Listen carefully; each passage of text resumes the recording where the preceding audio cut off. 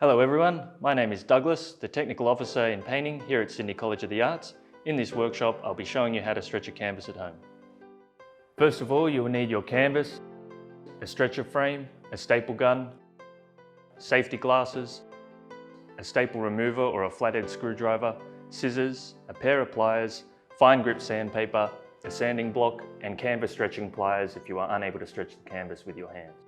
Sand back to a smooth, rounded surface all parts of the frame that the canvas will wrap around to ensure it doesn't tear under tension. This includes the face, the back, and the corners of the frame.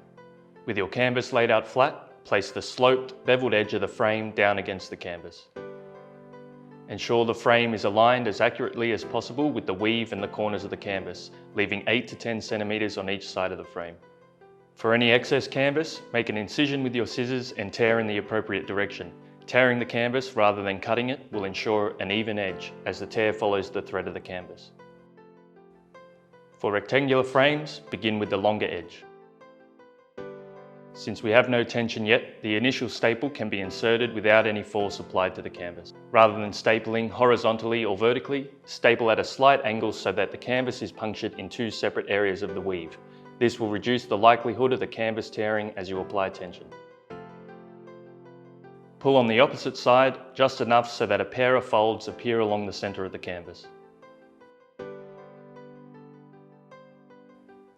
Pin the canvas down firmly and staple in place. Proceed to the shorter edge and pull just enough that triangular folds appear towards the corners of the frame and staple in place.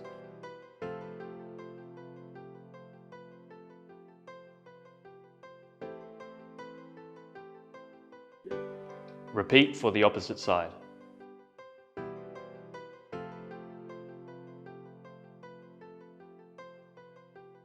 Return to the initial staple and with your fingers, pull the canvas over the back of the frame and staple it down with one on either side. Try to leave 1.5 to 2 inches between each staple.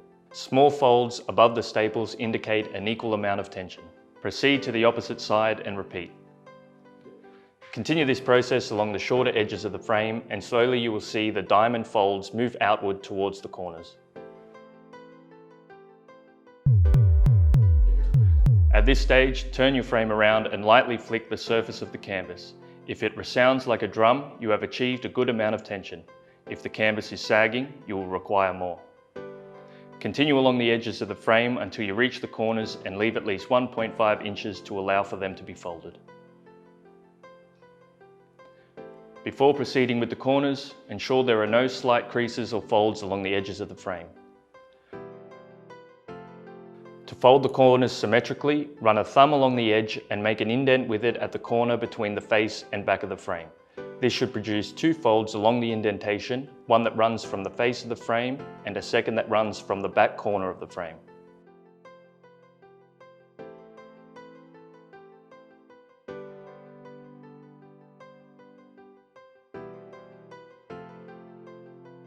Notice here that the staple is too close to the corner and creates undesired creasing.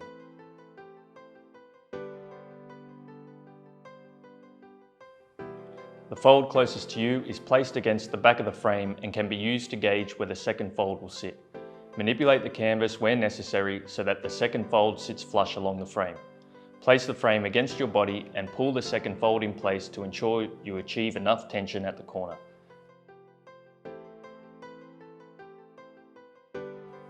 For the opposite corner, move your other thumb along the length of the frame to create the same indentation and proceed with folding.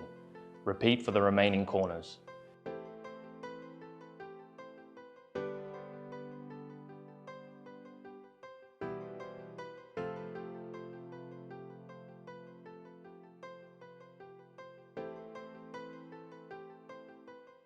If you have made a mistake or put a staple in the wrong place, you can remove it with a staple remover or alternatively a flathead screwdriver. Do not place your hand close to the staple you are removing, as there is a tendency for the staple remover to slip along the staple and into your hand. Always pay complete attention to what you are doing to avoid injuries. Keeping your hand clear but firmly against the frame, dig down into the wood first and then up and underneath the staple.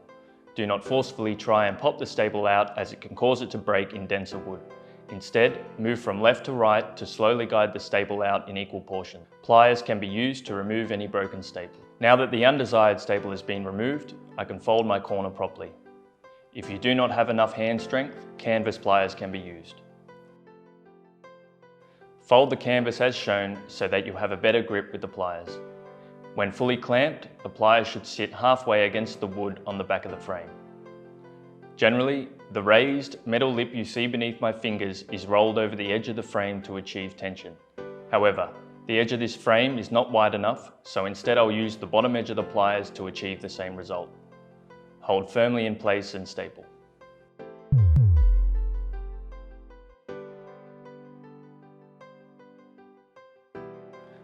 Now that you have stretched your canvas, I'm going to show you how to prime it.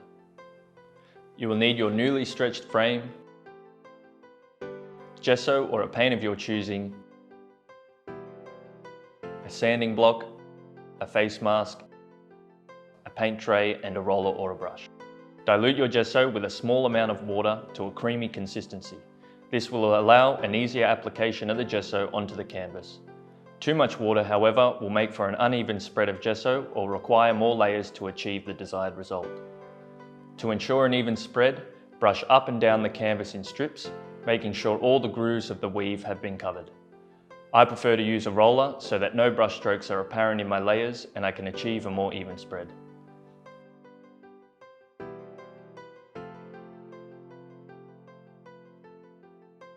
Between each layer, sandbag the gesso in circular motions to achieve a smooth, flat surface.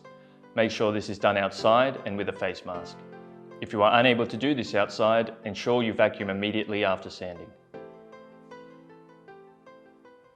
Once this layer is dried, apply the next coat of gesso perpendicular to the first and sand it back again.